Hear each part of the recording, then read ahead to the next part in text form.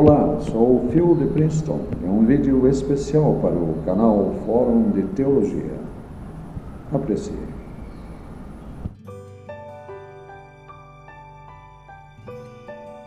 Acessando um pouco o Velho Testamento, e estarei fazendo uso da Bíblia hebraica numa edição antiga de Holy Scriptures.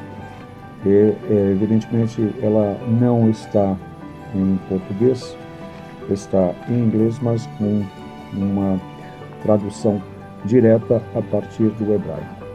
As datas aqui que podem ser vistas, 1917, e com uma repreensão em 1946, a partir da Sociedade de Publicação Judaica da América.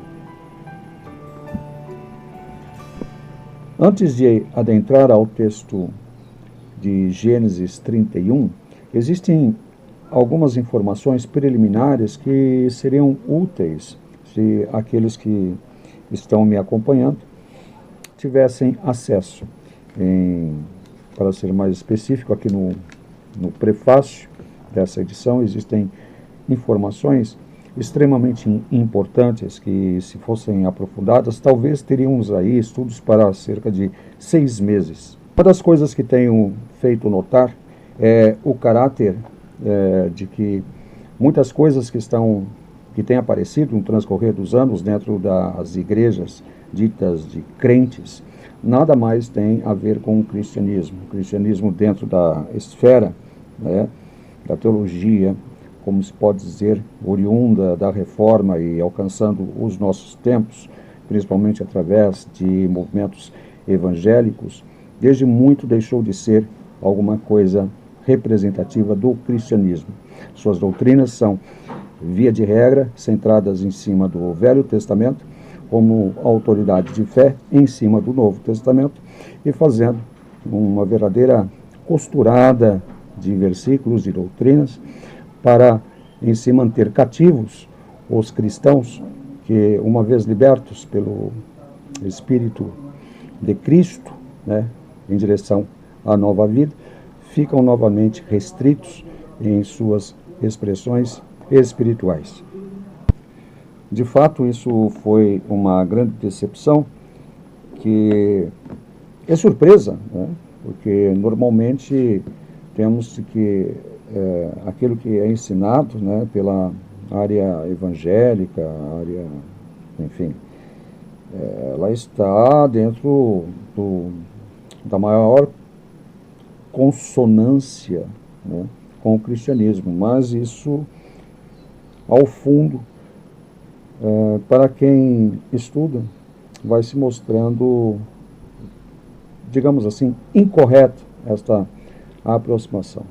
Então, antes de entrarmos diretamente no texto hebraico, é necessário que nós tenhamos em mente que muito do que é retratado através destas doutrinas em relação ao que nós temos no Velho Testamento, em relação ao Deus do Velho Testamento, é algo muito moderno, algo extremamente, assim, digamos, elaborado, né, com a finalidade de se trazer o culto único a um único Deus. Por um outro lado, existe também, por parte, digamos assim, dos movimentos, né, teológicos, não podemos colocar como sendo pesquisas teológicas, mas movimentos teológicos, doutrinários, dentro de seminários, dentro de o que deveriam ser centros de saber, de formação eclesial, nós temos uma harmonização para com as grandes diferenças e as coisas que irrompem a todo momento ao atento leitor e estudioso do Velho Testamento e comparativamente também ao que é desenvolvido em termos do Novo Testamento e a apresentação do que Jesus traz como sendo o Deus verdadeiro, nosso Pai. Dentre essas apresentações mais modernas, né, vem diversas características com relação ao Deus do Velho Testamento. Ora, antes de qualquer coisa, não creio que seja oriundo da parte judaica, mas muito mais da parte digamos assim, que está carente de saber, a ignorância dentro do estudo talvez mais conservador, em parte dentro do liberal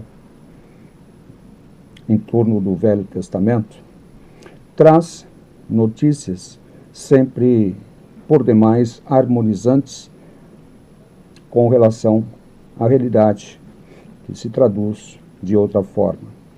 Como, por exemplo, fiz aqui algumas anotações que são dignas de sua atenção. E elas vão acentuar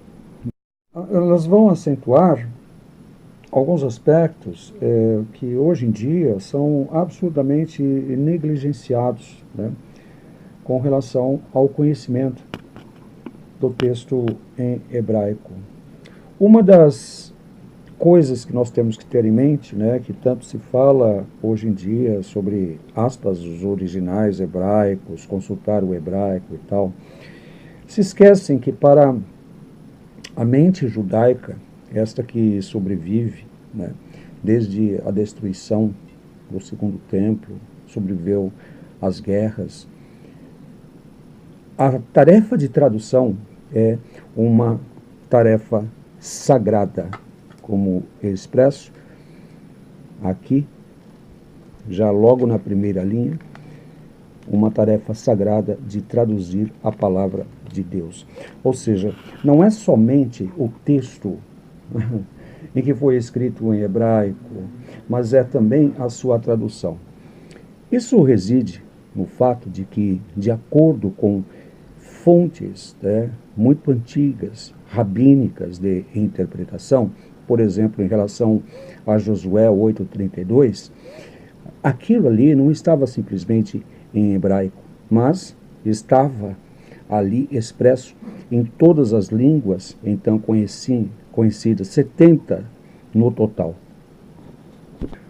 Ora, seria um legado, então, não somente para o povo israelense ou israelita, mas também um legado para a própria humanidade. Uma outra coisa que também se esquecem de trazer é de que este aspecto judaico era em si muito mais conhecido, né, sujeito à curiosidade e à ansiedade dos pagãos, ou pelo menos, como estamos aqui encarando, a um mundo semipagão. Tudo isso está dentro desta parte em específico. Outra coisa a ser atentado, que vai estar aqui por este miolo, é de que o prefácio ele não tem compromisso, né, neste instante de sua publicação, com estas linhas harmonizantes ditas, entre aspas, cristãs, né, para judaizar o cristianismo, para judaizar os verdadeiros cristãos. Tá? Então, ela não tem compromisso, então ela traz o que é verdade. Por exemplo, ela traz que é verdadeiro, que o hebraico, uma língua considerada sagrada, né, ela foi totalmente esquecida, tá, durante os tempos da regência persa. Assim, dentro deste objetivo sagrado, que é esta tarefa também de traduzir, né, o que estaria dentro dos textos, digamos assim, a língua hebraica, nós temos, por exemplo, até este momento desta publicação, pelo menos 3 tipos de traduções que foram, que vieram. A primeira, mais conhecida, que é a Septuaginta, e é colocada como sendo, né, o produto do contato com a civilização helênica. Isto produziu, então, a Septuaginta. Você tem depois a parte arábica, com o Gaon Sadia, e você tem depois a germânica, com a escola de Mendelssohn. Eu espero não estar sendo corrido demais e nem superficial demais, mas o interessante é que também o prefácio, né, que neste instante não tem compromissos, né, com harmonizações, traz a verdade dos fatos, o aspecto de que os rabinos palestinos, em um determinado momento, eles não acharam tão legal ter a tradução, talvez não tivesse sido bem visto pelos rabinos da época, mas o que o prefácio, que não tem compromissos, né, com doutrinas, nos traz, é de que o povo em si, as pessoas em si, acharam altamente positivo se ter as traduções, no caso Septuaginta, né, naqueles tempos.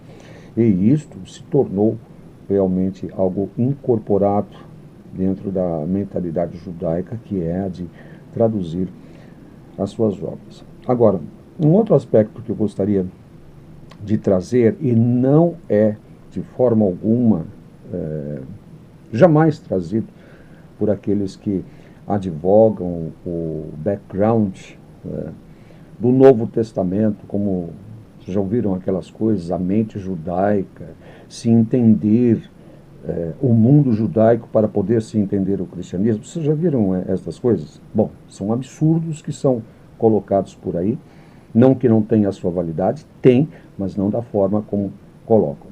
Então, vejamos o que é que ocorre já nesta época da publicação, em 1916, desta tradução da Bíblia hebraica para a língua inglesa.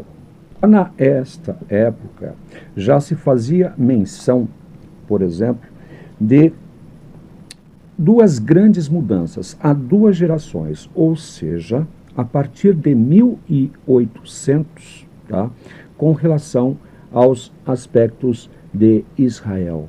E, na realidade, vai se tornando isto uma característica, tá, que cerca o povo judaico, que é da sua expansão mormente saindo, por exemplo, da Rússia e entrando dentro da Europa em si, mas existe um aspecto interessante de como já naquela época era visto. Então, aqui eu quero colocar, como está exatamente no texto, as pessoas, ou o mundo que falava inglês, era referenciado como sendo uma civilização. Está aqui, referenciado como sendo uma civilização. Por que isto é importante? Isto é importante porque, se retornarmos um pouquinho antes para a questão da Septuaginta, que está aqui neste miolo, a primeira referência também a uma civilização é em relação à civilização greco-romana, para onde os textos estavam sendo traduzidos. E aqui, novamente, pelos anos 1800, nós temos colocado dentro da mente judaica que o mundo, o novo mundo, não somente em questão dos Estados Unidos, mas em questão de todas as colônias britânicas, elas eram vistas como sendo uma civilização. Por que este lado das pessoas falando em inglês era visto como civilização e não de outras línguas, como por exemplo da Rússia, como por exemplo, digamos, da Polônia ou da Espanha, mas sim o mundo que falava inglês era visto como sendo civilização. A resposta reside no fato de que aqueles que promulgam dentro das igrejas cristãs algum conhecimento sobre o hebraico, sobre as leis hebraicas, e querem judaizar o cristianismo, eles não têm o conhecimento do que é que se passava dentro da verdadeira mente judaica desde os tempos bíblicos. Desde os tempos de Alexandre. Eles não passam porque eles não têm o conhecimento. E está aqui, nesta linha, que diz o seguinte, em relação à civilização inglesa, ou de fala inglesa, tá? Qual, a menos que todos os sinais falhem, se tornará a língua corrente da maioria dos filhos de Israel. Vamos ver se você está entendendo o que o texto está dizendo. Vamos ver se você está entendendo o que eu estou dizendo. Eu estou falando a mesma coisa que o texto. Ou seja, enquanto vocês que ficam querendo judaizar o cristianismo, tá, trazendo aspectos do judaísmo que nunca existiram nos tempos bíblicos, nos tempos de Jesus, antes dos tempos de Jesus, querem trazer o Yahvé, a adoração daquele Deus do Velho Testamento, de acordo com as suas próprias concepções e as suas próprias fábulas. Israel verdadeiro está aqui mostrando que seu berço de civilização é o povo, é a civilização greco-romana, helênica, por assim dizer, e é aqueles que vêm a partir do que é também chamado de civilização de fala inglesa, porque a menos que todos os sinais, sabe o que eles estão atentando? Todos os sinais falhem, os filhos de Israel estarão falando estas línguas como suas línguas nativas. Isso quer dizer que enquanto vocês estão correndo atrás para aprender hebraico, o verdadeiro hebreu está aprendendo inglês. A língua mãe daqueles que são os filhos de Israel não é o hebraico. Porque, como já foi colocado aqui para trás, o hebraico, ele já havia sido esquecido nos tempos da Pérsia. Olha, e não falam. Ninguém falava em hebraico nos tempos de Jesus, exceto alguns poucos lá dentro do templo de Jerusalém. Mas eles estão cientes de que todas as tentativas, como por exemplo com Bar Kokhba, de instaurar o hebraico, não deram certo. E eles estão cientes de que existe um meio pelo qual o povo judaico sobrevive através dos séculos, e é através e inserido dentro do que eles têm em mente como sendo civilização. E isto iniciou-se com os helênicos e iniciou-se aqui em nossos tempos, a partir de 1800, com o que eles chamam de civilização de fala inglesa. Porque é neste berço que os filhos de Israel se inserem, não naquilo que vocês inventam. Para continuar um pouquinho mais, eu quero deixar aqui claro também que é notório que para este novo homem, que é o novo homem hebreu, o novo homem que provém de Israel, ele tem como dever preparar um novo método de expressão daquilo que ele considera mais sagrado, mais querido para ele. Está aqui, dentro desta parte aqui, se você quiser parar e ler, está todinho aqui.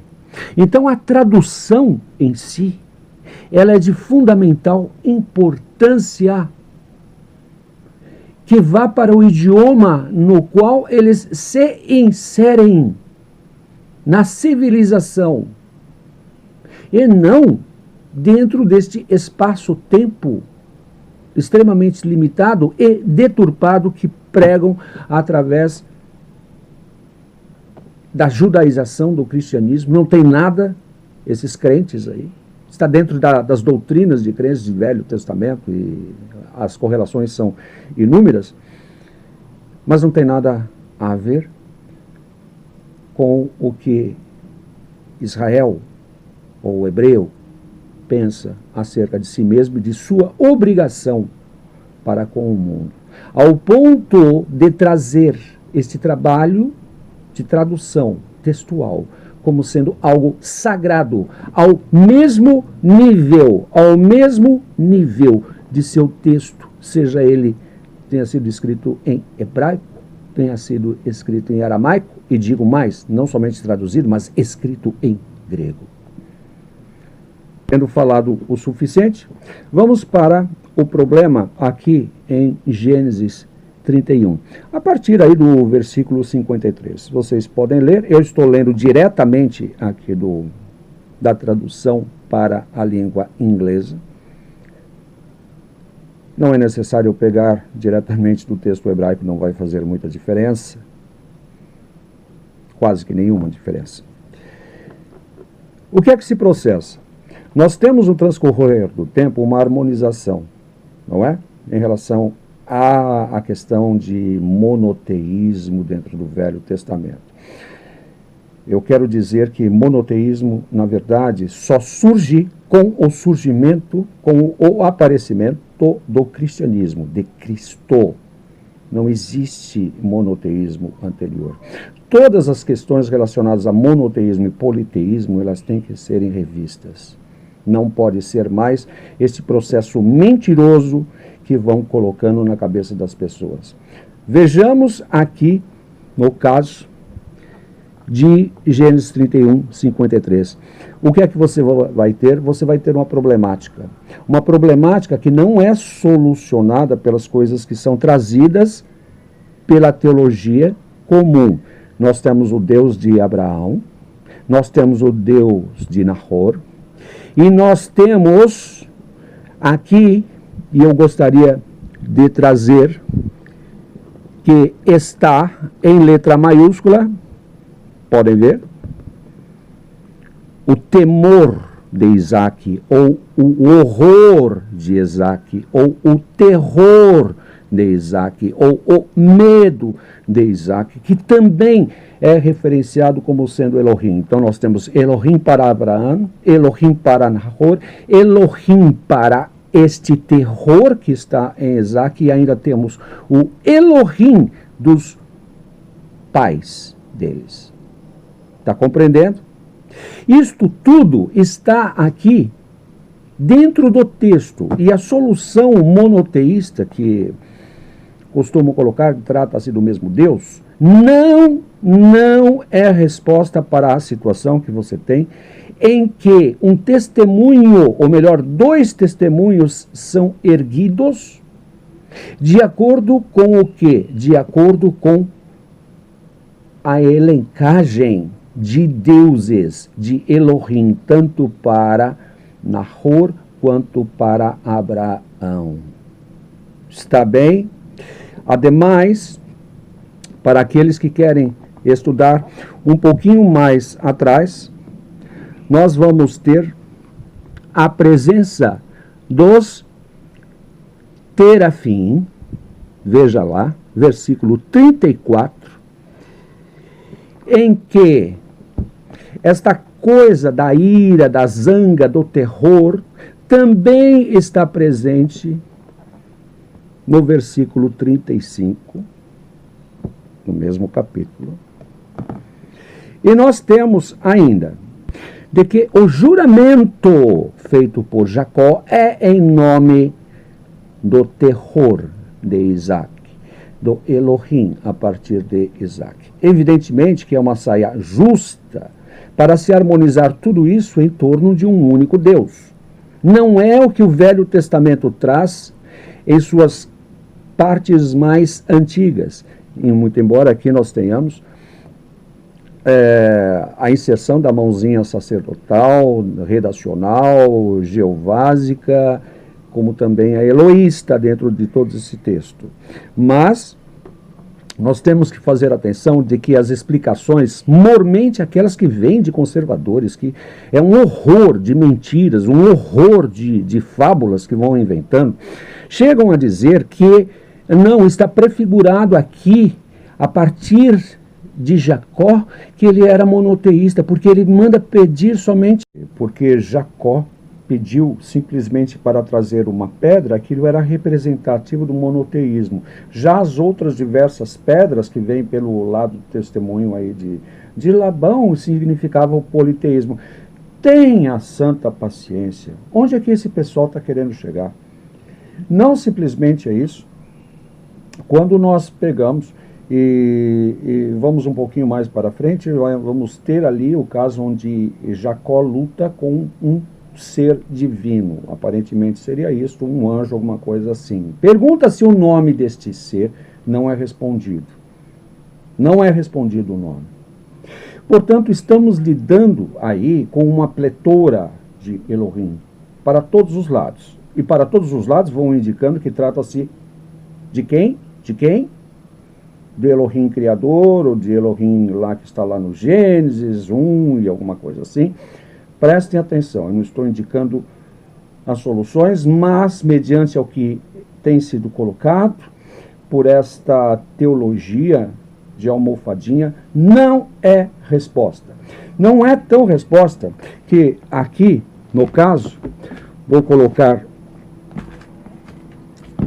a Bíblia de Jerusalém, ela chega a colocar um absurdo.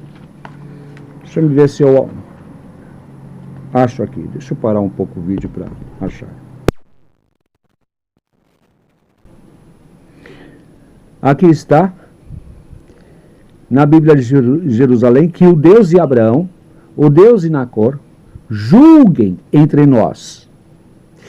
E aí vem, e Jacó jurou, olha só pela tradução que colocam, pelo parente de Isaac. Parente com P maiúsculo de Isaac? O que ele está querendo trazer?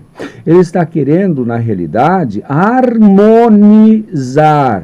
Ele está querendo dizer que trata-se de algo familiar. O texto não dá margem para isto, é altamente interpretativo.